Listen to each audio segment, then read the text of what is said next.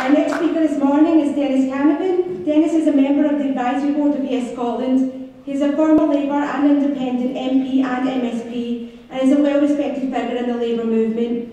He played a leading role campaigning for the Scottish Parliament. I'd like you to give a very warm welcome to Denis.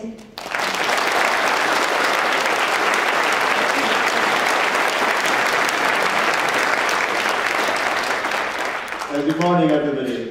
Although I chair the Advisory Board of Yes Scotland, much of what I'm going to say this morning will be in a personal capacity. Yes Scotland is not a political party. We don't have a manifesto. We're a very inclusive group of people. We have people, obviously, from the Scottish National Party, people from the Scottish Green Party, people from Labour, and people like myself of no party membership at all. And what unites us is that we believe in an independent Scotland. I myself am a fairly recent convert to the cause, and my conversion is not based on any emotion, it's based on my experience, particularly my parliamentary experience of 26 years at Westminster and 8 years in the Scottish Parliament. And I have reached the conclusion, after a great deal of reflection, that Westminster is completely out of touch with the people of Scotland.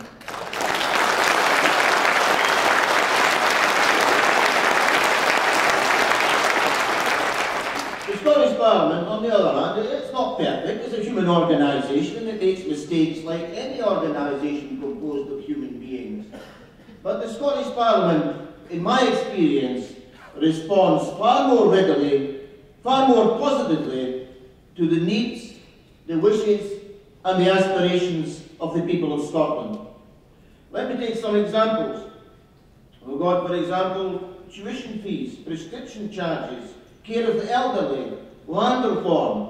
On all of these issues, the Scottish Parliament has shown itself to be far more progressive, far more radical than what Westminster could ever be. And I believe that if the Scottish Parliament had the full powers of an independent Parliament, then it could deliver so much more for the people of Scotland. So I don't see independence as an end in itself.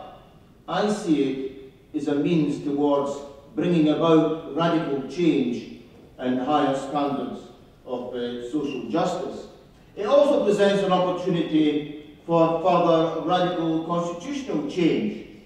The existing Scottish Parliament was based on the claim of right, which enshrined the sovereignty of the people of Scotland. Well, to my mind, that principle is irreconcilable with the sovereignty of a non-elected hereditary monarchy.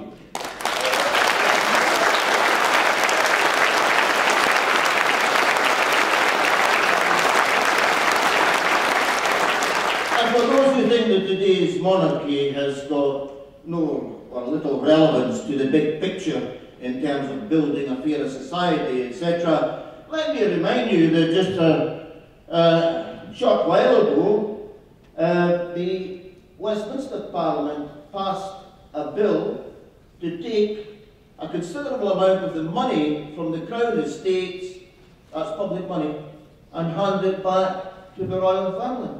And there was hardly a whimper of protest at Westminster, either in the House of Commons or in the House of Lords. Could you imagine a bill like that going through the Scottish Parliament? The Crown Estates should be the people's estates, and it should be the Scottish Parliament that should defend it.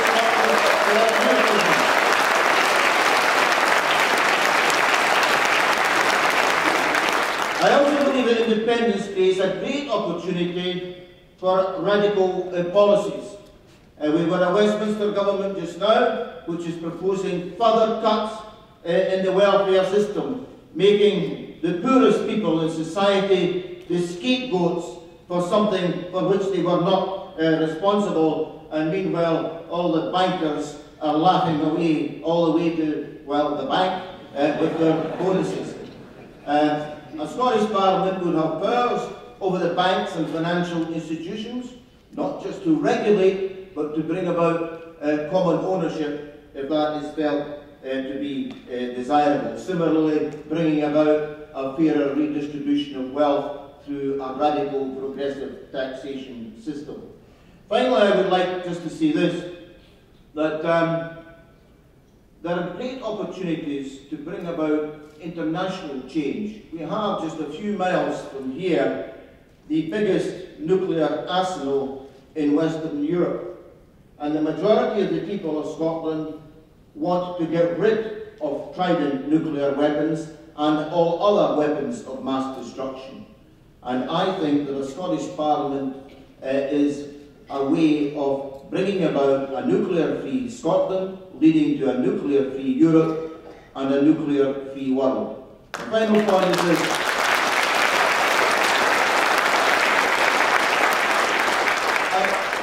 I'm not a nationalist. I respect those of you who are proud to call yourselves nationalists, but I'm not comfortable with the description of Scottish nationalist, British nationalist, or whatever. I prefer to be called an internationalist. And my vision of an independent Scotland is not some wee backwater of a country cut off from the rest of the world. I want to see an independent Scotland working in close harmony with our neighbours, including our nearest neighbours, but as equal partners in order to bring about change throughout the world. And that means working with the whole of the international community. There are certain issues, environmental issues, defence issues, international development and so on, that cannot be solved in a national context. So the international dimension of this is very, very important.